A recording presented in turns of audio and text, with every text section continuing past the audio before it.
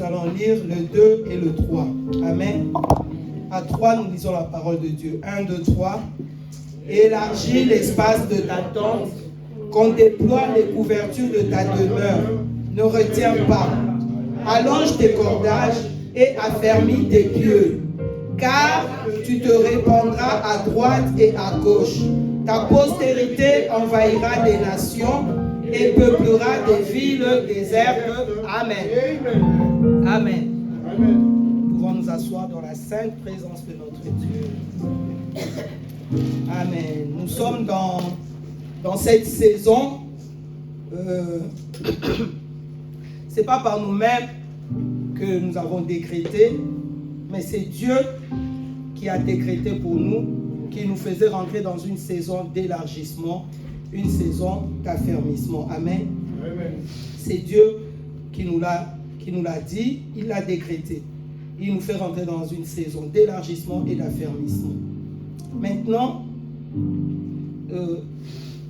comment nous allons l'aborder en ce jour?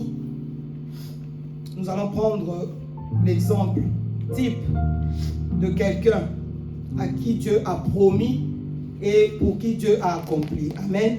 Amen. Nous allons prendre Abraham. Et le thème, je vais donner déjà le titre. Je ne trouve pas les titres facilement parce que bon, voilà, c'est quelque chose qui ne m'est pas donné, voilà. Mais le titre que j'ai pu trouver, c'est élargissement, un processus. C'est-à-dire que l'élargissement, c'est un processus. L'élargissement, c'est un processus. Tu peux le dire pour que ton âme entende que l'élargissement, c'est un processus. Tu peux le dire à haute voix avec moi. Élargissement, un processus. Élargissement, un processus. Notre âme doit l'entendre. Nos oreilles doivent l'entendre. Que l'élargissement, c'est un processus. Un processus, ça veut dire que ça se fait par étapes. C'est pas quelque chose de spontané, c'est pas quelque chose d'instantané. C'est pas un miracle comme ça qui va se faire. Tu dormais, tu te réveilles et puis tu t'es élargi. Non. L'élargissement, c'est un processus. Et c'est pour ça que j'ai dit, nous allons aujourd'hui méditer sur ça, mais en prenant l'exemple d'Abraham, un homme qui a été appelé par Dieu. Amen. La vie d'Abraham nous parle à chacun de nous parce que c'est un peu notre vie aussi. Abraham était dans son Chaldée natal. Il ne connaissait pas Dieu. Comme nous avons été dans notre vie. Nous ne connaissions pas Dieu. Nous n'avions peut-être jamais entendu parler de Dieu. Et puis un jour, paf, nous entendons la voix de Dieu qui nous appelle. Et c'est ce qui est arrivé à Abraham. Un jour, il a entendu la voix de Dieu. Dieu qui lui dit, quitte ton pays. Quitte ton pays. Et Abraham a suivi ce que Dieu lui avait dit. Amen. Maintenant, je vais tout de suite j'ai dit que l'élargissement c'était un processus. Un processus qui se fait en plusieurs étapes. Et donc, je vais de suite parler des étapes. En tout cas, selon ce que l'Esprit a mis en moi. Je ne dis pas que c'est une liste exhaustive. Je parle de ce que le Saint-Esprit a mis dans mon cœur. Je parle de ce que le Saint-Esprit m'a révélé. Amen. Amen. Donc après, il ne faut pas venir dire, oui, mais il manque telle étape. Oui, mais après, non. Je n'ai pas dit que c'était une liste exhaustive. Je dis, ce sont les étapes que le Saint-Esprit m'a révélées par rapport à la vie d'Abraham. Amen. Amen. Donc, l'élargissement. Il y a plusieurs étapes dans l'élargissement. 1, il y a la promesse. La promesse. Quand on parle de promesse, on parle d'une parole donnée.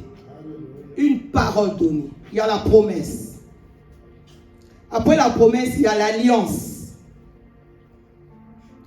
Pour sceller la promesse. Il y a la promesse, il y a l'alliance pour sceller la promesse. Après l'alliance, il y a un signe pour montrer que je veux réellement accomplir ce que j'ai dit. Amen. Amen. Et après le signe, il y a le test. Il y a l'épreuve.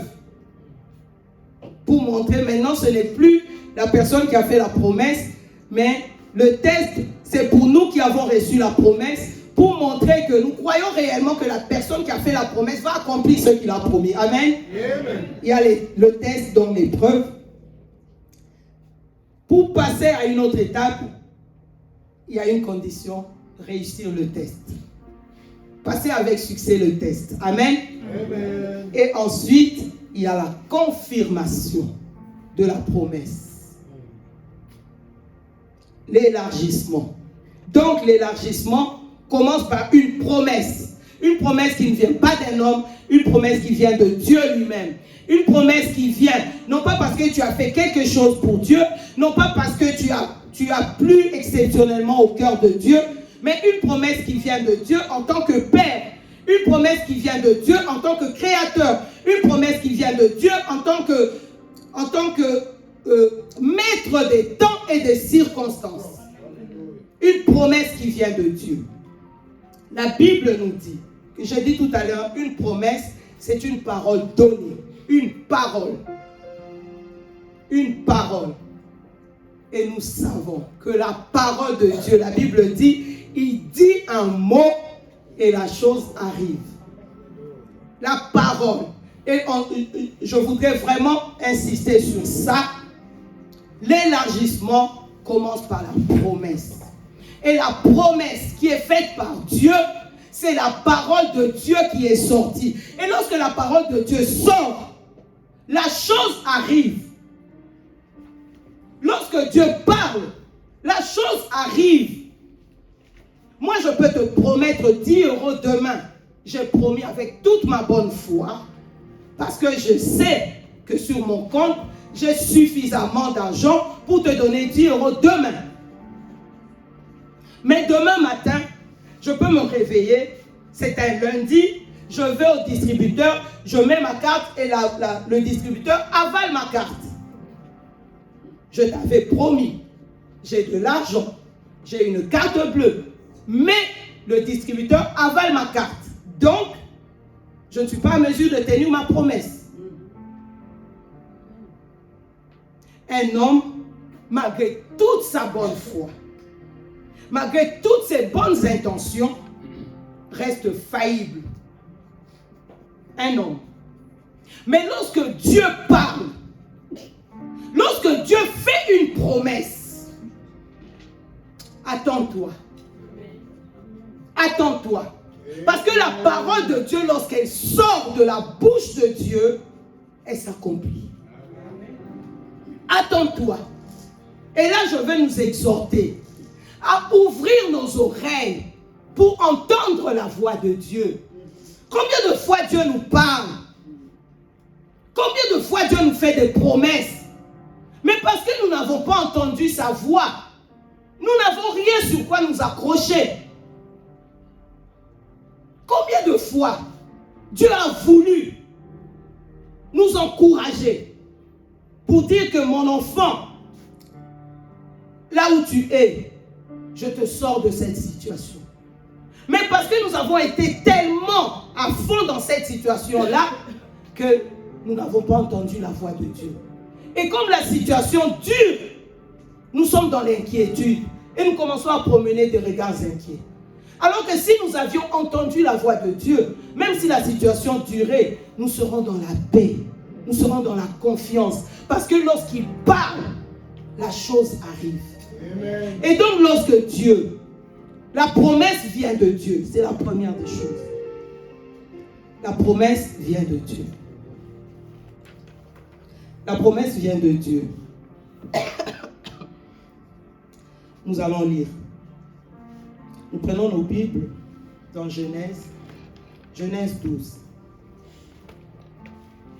Je vais essayer vraiment d'aller vite, parce qu'il nous faut après parler de l'Église. Genèse 12, c'est là où Dieu a fait la promesse à Abraham.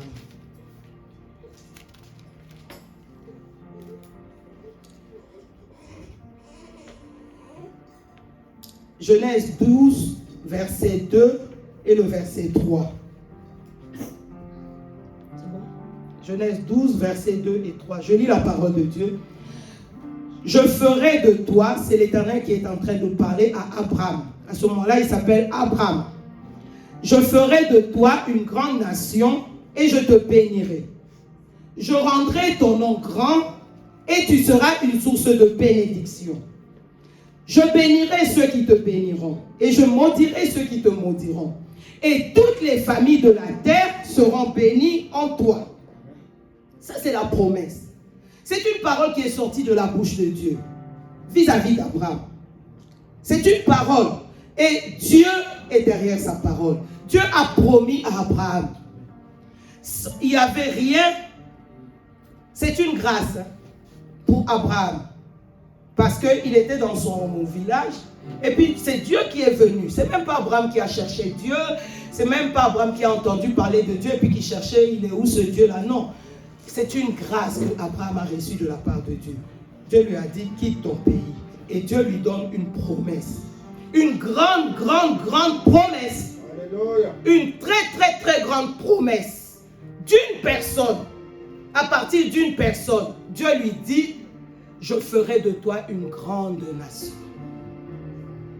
Il n'a pas dit, je ferai de toi un grand homme. Amen. Il n'a pas dit, je ferai de toi un grand homme. Il a dit, je ferai de toi une grande nation. Une grande nation. Et je te bénirai. Je rendrai ton nom grand et tu seras une source de bénédiction. Ça, c'est la promesse. Aujourd'hui, Dieu nous dit, c'est ce qu'il nous a déjà dit, hein. Ce n'est pas aujourd'hui, mais il nous l'a déjà dit. 2024, saison, je ne parle pas en termes d'années, saison d'élargissement et d'affermissement. Sortie de la bouche de Dieu, une promesse. 2024, saison d'élargissement et d'affermissement. Lorsqu'on dit élargissement, affermissement, ça reste un peu général. Parce que pour Abraham, la promesse était claire. Hein? Le projet était clair. La promesse à Abraham, c'était tout un projet que Dieu avait pour Abraham, pour la vie d'Abraham. C'était tout un projet. Je ferai de toi une grande nation. C'est un projet. Tu seras source de bénédiction. C'est un projet. Ton nom sera grand. C'est un projet que Dieu avait. Et aujourd'hui, chacun de nous, nous sommes le 25. Nous sommes le 25 février 2024. Depuis le 1er janvier, Dieu nous a dit que nous sommes entrés dans une saison d'élargissement. Et je pense, 1 mois et 25 jours après, chacun de nous a aujourd'hui un peu plus d'éléments par rapport à ce projet d'élargissement que Dieu a pour sa vie. Amen. Amen. En tout cas, si tu n'as pas encore d'éléments clairs par rapport à ça, cherche Dieu. Prie Dieu. Parce que comment tu sauras que Dieu a accompli? Comment tu verras que Dieu a commencé à agir si tu ne sais pas exactement le projet qu'il a sur toi? Comment tu le sauras? Il a dit à Abraham, je ferai de toi une grande nation. De toi, une grande nation. Ça part pour nous, ça part de l'Église. 2024, saison d'accomplissement, saison d'affermissement et saison d'élargissement et d'affermissement. Mais pour toi, en quoi consiste cet élargissement? L'élargissement pour moi n'est pas forcément l'élargissement pour toi. L'affermissement pour moi n'est pas forcément l'affermissement pour toi. En quoi consiste le projet de Dieu pour ton élargissement? Est-ce que tu le sais déjà ou est-ce que tu ne le sais pas encore? Si tu le sais déjà, c'est que tu es maintenant en train d'attendre une étape. Si tu ne le sais pas encore, va chercher Dieu. Invoque-moi, je te répondrai. Je te montrerai des choses cachées que tu ne connais pas.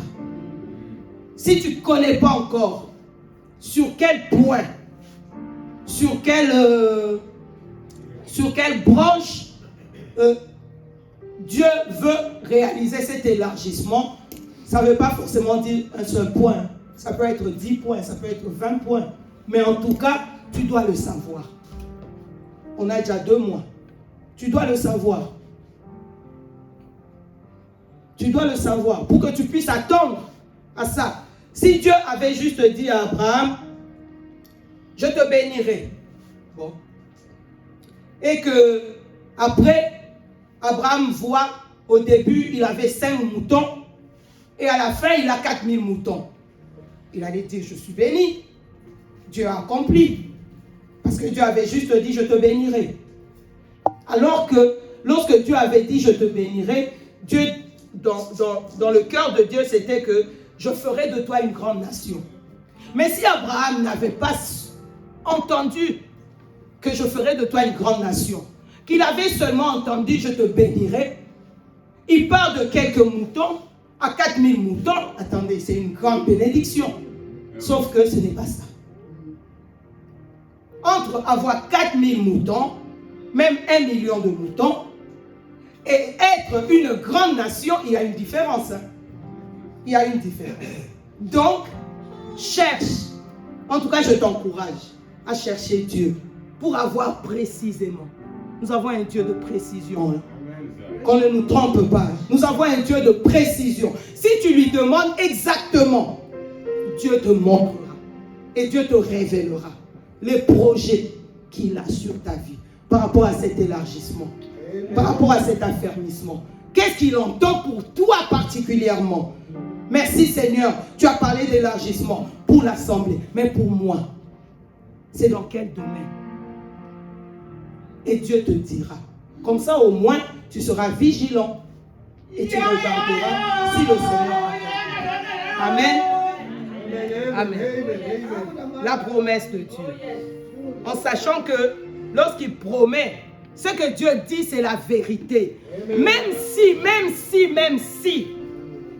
tu vis le contraire, même si tu vois le contraire, même si les hommes te font croire le contraire, sache que ce que Dieu dit, lorsque la parole sort de sa bouche, cette parole-là est. Cette parole-là est. C'est la vérité. Amen. Il y a la promesse. Après la promesse, il y a l'alliance. On ne va pas lire parce que par rapport au temps. Il y a l'alliance. Dieu a fait une promesse à Abraham et Dieu a scellé cette promesse. Dieu a scellé cette promesse par une alliance. Dieu a scellé pour que si jamais, on ne sait jamais, il a scellé. Et le signe de l'alliance entre Dieu et Abraham, ça a été la circoncision. Amen. Amen. Le signe de l'alliance. C'est pour ça que je dis, il faut que tu saches au départ quels sont les domaines où Dieu te promet l'élargissement. Quels sont les domaines? Pour pouvoir passer à une autre étape, il faut que tu saches quels sont ces domaines-là. Il faut que tu le saches clairement. Même si tu ne vas pas le crier sur tous les toits, même si tu ne vas pas le dire à tout le monde, mais toi, dans ton cœur, avec ton Dieu, vous devez savoir, vous devez parler le même langage. Pour ne pas traiter Dieu de menteur demain, il faut que toi et Dieu vous parliez le même langage. Ce que lui dit qu'il va élargir, toi tu dois savoir de quoi il parle. Pour que quand vous allez faire les comptes à la fin, le bilan, pour dire oui Seigneur tu m'avais dit ça, effectivement tu as fait ça. Il faut que vous soyez au clair tous les deux. Et après, il faut sceller par une alliance. Il faut sceller. Avec Abraham, c'était la circoncision. Et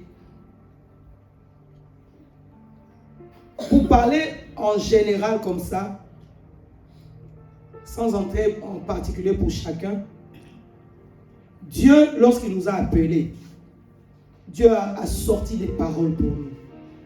Dieu a fait des promesses sur nos vies. Il dit dans sa parole, je connais les projets que j'ai formés. Ce sont des projets de paix et de bonheur. Voilà les projets que Dieu a formés sur nos vies, afin que vous ayez un avenir fait d'espérance. Le projet que Dieu a formé sur nous. Et l'alliance pour nous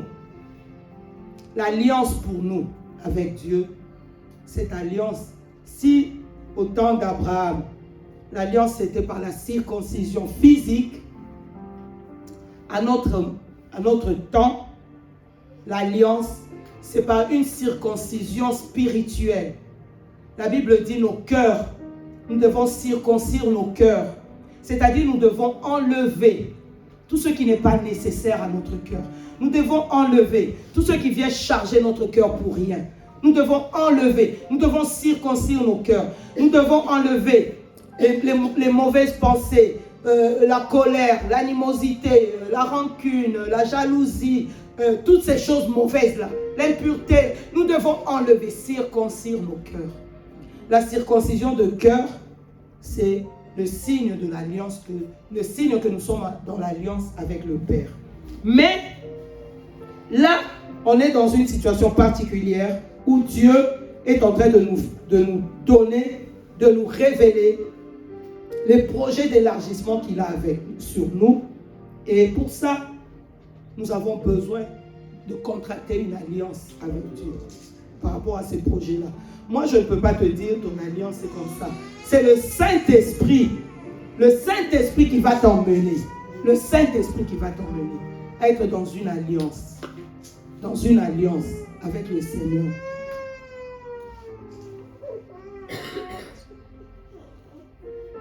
Il y a des personnes qui ont été en alliance avec Dieu, qui ont dit, moi, ce sont des exemples, je ne dis pas que c'est ça. Moi, je ne vais plus me raser la tête parce que j'ai fait une alliance avec Dieu jusqu'à ce que cette alliance-là se matérialise. Je ne vais plus me raser la tête. Quelqu'un d'autre va dire, moi, tous les lundis, je vais jeûner. C'est une alliance que la personne fait avec son Dieu. Je vais jeûner tous les lundis jusqu'à ce que je voie cette alliance-là, la manifestation de cette alliance, de cette promesse. J'ai donné 2 exemples pour dire que on est déjà dans l'alliance avec le Père par la circoncision de notre cœur. Nous sommes déjà dans l'alliance avec le Père au travers du sang de Jésus-Christ. Nous sommes dans l'alliance avec le Père, une alliance éternelle. Mais maintenant, par rapport à une situation particulière, par rapport à une promesse venant de la part de Dieu, nous pouvons rentrer encore dans une alliance avec Dieu. C'est pour ça que j'ai donné les 2 exemples. Et lorsque nous sommes maintenant dans l'alliance, c'est-à-dire qu'il y a eu une parole, si on doit schématiser aujourd'hui, il y a une parole. Je te promets telle chose. Après, on peut prendre une feuille et un crayon et marquer par écrit et la personne signe. Là, il s'était engagé verbalement et finalement c'est marqué par écrit parce que nous les hommes on ne sait jamais, demain il peut revenir sur ses paroles, mais au moins il y a des écrits. Ça fait passer, c'est une forme d'alliance aussi. Parce qu'il y a l'écrit qui prouve que nous sommes en alliance. Nous sommes dans une promesse. C'est une sorte aussi d'alliance. Mais lorsqu'après, l'alliance est faite, pour Abraham, ça a été la circoncision. Maintenant, le signe, la preuve que Dieu va accomplir ce qu'il a dit. La preuve. La promesse, je ferai de toi une grande nation. La preuve, le signe, Isaac. Amen. Amen. La promesse, je ferai de toi une grande nation. Le signe, Isaac. Nous devons avoir conscience de toutes ces choses. Comme j'ai dit au début, Je répète, pour ne pas traiter Dieu de menteur, il a promis de faire d'Abraham une grande nation. Il a donné Isaac. Isaac, ce n'est pas une grande nation, hein. On est d'accord? C'est une personne. C'est une personne. Quand on parle de nation, c'est quand même plusieurs personnes. Je dis, soyons clairs, pour qu'on ne traite pas Dieu de menteur. Lorsque Dieu a donné Isaac, ce n'est pas qu'il a accompli sa promesse. Il a donné un signe à Abraham. Que ce que je t'ai promis, je l'accomplirai. Je suis en train. L'élargissement, c'est un processus. Je suis en train d'accomplir ma promesse. Et ça doit commencer quelque part. Ah, Dieu m'a promis que j'aurai une grande église. Mais j'ai que 10 personnes. Attends. Bah, non, attends. L'église même d'un million de personnes, ça commence par 2. Hein. Si 2 ou 3 s'assemblent, ça commence par 2. Donc quand il t'a donné les 20, ne dis pas qu'il est menteur, mais sache qu'il est dans le processus. Il est dans le processus. Et dans ce processus-là, je vais signaler quelque chose de très important. Je l'ai dit au début, il est maître sur le temps, il est maître sur les circonstances. C'est-à-dire que c'est lui. Même si tu as contracté une alliance avec lui, même s'il t'a fait des promesses et qu'il est tenu à accomplir ses promesses, à honorer, voilà le mot que je cherchais, même s'il est tenu à honorer sa promesse, il reste maître sur le temps. C'est-à-dire que le temps de l'accomplissement ne dépend pas de toi. Le temps de l'accomplissement dépend de celui qui a fait la promesse. Dépend de celui qui a fait la promesse. Je vais parler d'une chose. Avec mon fils, on est dans une forme de promesse, d'alliance. Et puis, il est venu un peu pour négocier. Si on pouvait avancer la date, si on pouvait avancer le délai de l'accomplissement de la promesse, je lui ai dit non, mon fils, on s'en tient au délai qu'on a fixé au départ. Donc, pourquoi? Lui, il aimerait bien qu'on avance, mais ce n'est pas lui qui a fait la promesse, c'est moi. Et donc, dans mon niveau, je reste le maître ou la maîtresse du temps par rapport à l'accomplissement de cette promesse. Même si lui, son envie, c'est que ça se fasse un peu plus rapidement, mais moi, je reste maîtresse de ce temps-là. Donc, je lui ai dit non, on va attendre comme on avait dit. Dieu est le maître sur le temps et sur les circonstances. Il a promis une grande nation. C'est lui qui sait quand est-ce qu'il fera d'Abraham une grande nation. Il a promis une grande nation. C'est lui qui sait comment il fera d'Abraham une grande nation. Le temps et les circonstances lui appartiennent. Il te promet une grande église d'1 million de personnes. C'est lui qui sait quand cela se fera et comment cela se fera. Ça ne dépend pas de toi. Ça dépend de celui qui a fait la promesse. C'est lui le maître sur le temps, le maître sur ton temps. C'est lui qui est le maître sur ton temps et c'est lui qui est le maître sur les circonstances qui feront que la promesse s'accomplisse. Je vais te promettre une paire de chaussures. Toi, tu aimerais peut-être que je t'achète des Nike. Mais c'est moi qui ai fait la promesse. Moi, je t'ai dit des chaussures. Peut-être que moi, je vais t'acheter des ballerines. Ça reste des chaussures. Hein. tu ne viendras pas me dire que je t'ai menti. Non, je t'ai promis des chaussures. Il reste maître sur le temps et sur les circonstances. Ça, c'est important à souligner. Et donc, il y a le signe, il y a la preuve. Il te donne déjà une preuve pour te dire que ce que je t'ai promis, je l'accomplirai. Il donne une preuve. Et cette preuve-là ne veut pas dire que c'est ça la promesse. Non. Le preuve, c'est un signe. C'est pour dire que je t'ai fait rentrer dans le processus de l'accomplissement de la promesse, mais tu n'es pas encore à la promesse. Amen. Et il y a eu le signe. Et le signe de la promesse, pour Abraham en l'occurrence, c'est Isaac. Dieu a dit à Abraham, tu auras un fils. Tu auras un fils. Et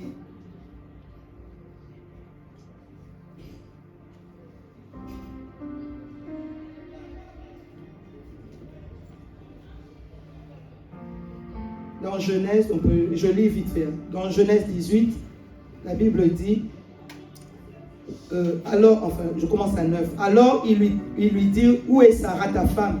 Il répondit, elle est là dans la tente. L'un d'entre eux dit, je reviendrai vers toi à cette même époque, et voici, Sarah ta femme aura un fils. Amen. Tu auras un fils, le signe. Et Dieu a donné. Là, nous sommes à Genèse 18.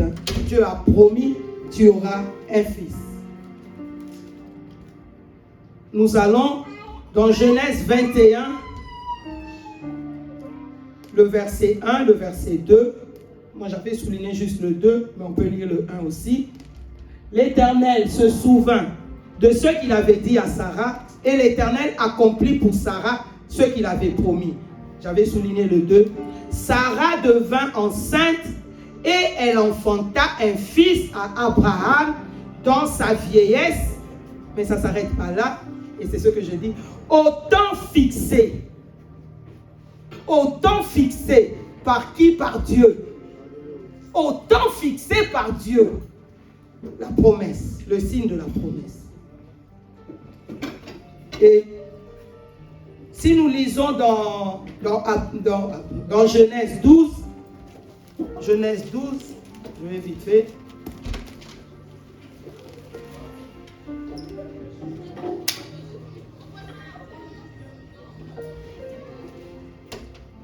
Genèse 12, le verset 4, la Bible dit, Abraham partit comme l'Éternel le lui avait dit, et Lot partit avec lui. Abraham était âgé de 75 ans. L'Éternel, on est dans Genèse 12, c'est là que Dieu lui a dit, je ferai de toi une grande nation, au 2. Au 4, on nous dit, Abraham avait 75 ans. Ce n'est pas pour rien qu'on donne les années. Abraham avait 75 ans. Nous allons dans Genèse 21, le verset 5. Dieu est bon. Dieu veut nous faire voir les choses pour préparer aussi nos cœurs. On nous dit dans Genèse 12, verset 4, que Abraham avait 75 ans lorsque Dieu lui a fait la promesse. Dans Genèse 21, le verset 5, la Bible nous dit, Abraham était âgé de 100 ans à la naissance d'Isaac. C'est pas pour rien. C'est pas pour rien. Entre le moment où Dieu a fait la promesse et le moment où Dieu a donné un signe, c'est pas l'accomplissement de la promesse, hein. Un signe, 25 ans. 25 ans.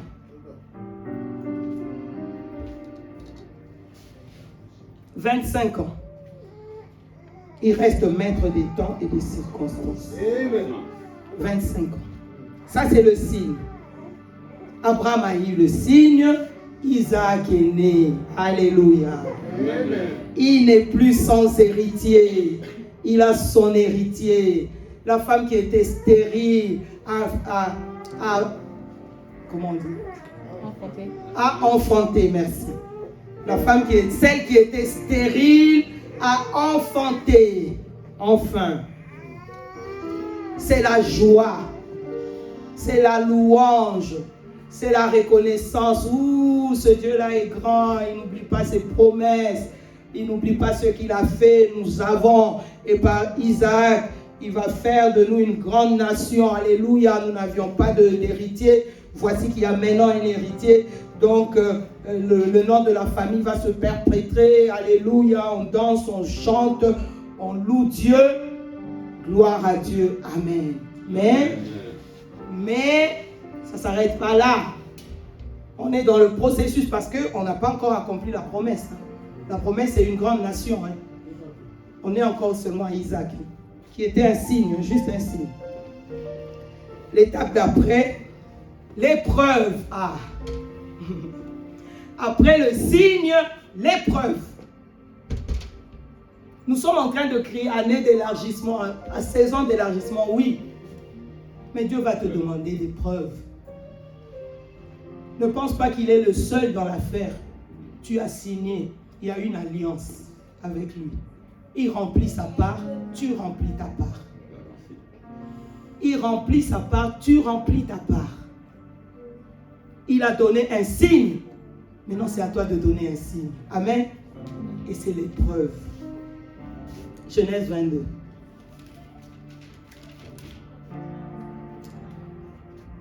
Après ces choses, après toutes ces bonnes choses, après toutes ces belles choses, après la naissance d'Isaac, après la fête, après la réjouissance, après la louange, après toutes ces choses, la Bible dit, 22:1, Dieu mit Abraham à l'épreuve.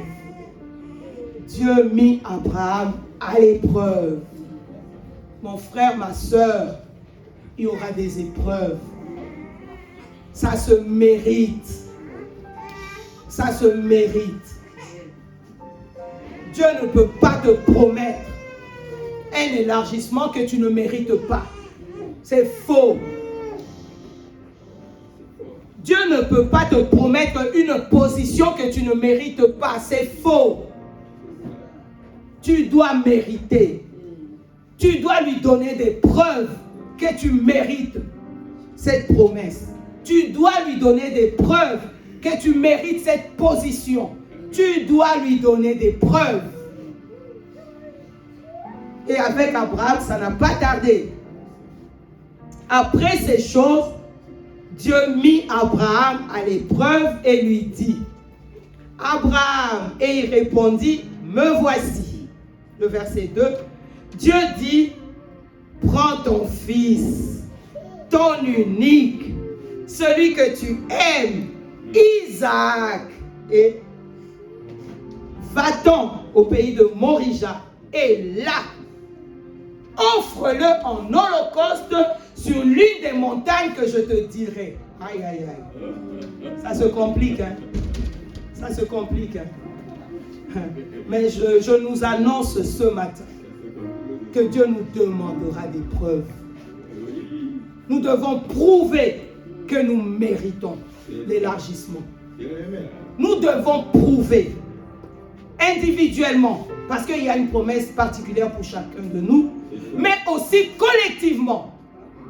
L'église centre évangélique puissante de la parole de Dieu du Mans, nous devons prouver, nous devons apporter des preuves à Dieu. Et ça arrivera, nous devons nous préparer. Il arrivera un moment. Dieu nous donne des signes. Et nous nous réjouissons. Chaque fois qu'il y a un signe là, dimanche dernier, maman Mel a dansé la danse des épaules. Nous nous réjouissons. Mais Dieu nous demandera de signes. Dieu nous demandera des preuves. Là, Dieu est en train de nous donner des signes qu'il nous a fait rentrer effectivement dans une saison d'élargissement. Mais il va nous demander des preuves. Nous devons prouver que nous méritons. Parce que c'est une alliance. Il n'y a pas qu'à lui de prouver. Il y a aussi à nous de prouver. Et donc, Pour Abraham, ce n'était pas quelque chose de petit. Dieu ne va pas venir te dire, bon, dans ce mois-ci, donne-moi 300 euros. Non. Non. Non. Ton unique,